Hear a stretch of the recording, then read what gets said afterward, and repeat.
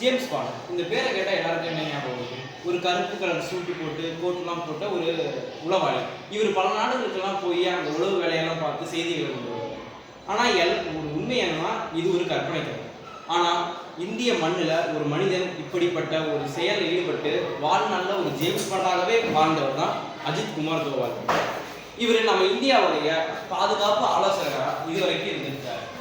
அது மட்டும் இல்லாமல் இவர் இப்போது 3வது முறையாக இந்த பதவியில் இருக்கார். இவர் 2014ஆம் ஆண்டு மே மாதம் 30ஆம் தேதியிலிருந்து இந்த பணியில் இருக்கார். இவருடைய பேக்ரவுண்ட் பார்த்தீங்கன்னா கேரளா மாநிலத்தில் கேடர்ன்ற ஒரு ஊரில் முன்னாள் IPS அதிகாரியாகவும் முன்னாள் உளவுத்துறை அதிகாரியாகவும் இருந்திருக்காரு.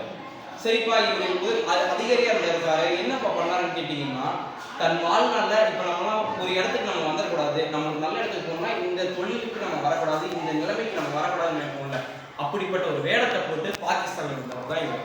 என்னன்னா, பாகிஸ்தானில் பிச்சைக்கார வேடம் போட்டு உளவு பார்த்து பல செய்திகளை இந்தியாவுக்கு கொடுத்தவர்.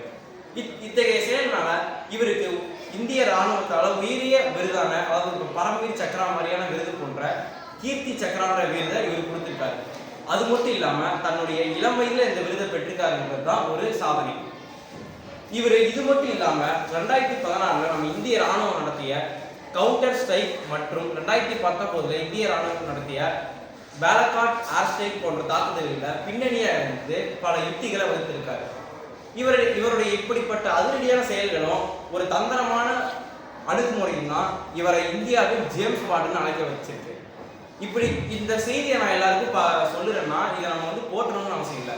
இப்படிப்பட்ட ஒரு மனிதரும் நம்ம இந்திய மண்ணில் வாழ்ந்திருக்காரு.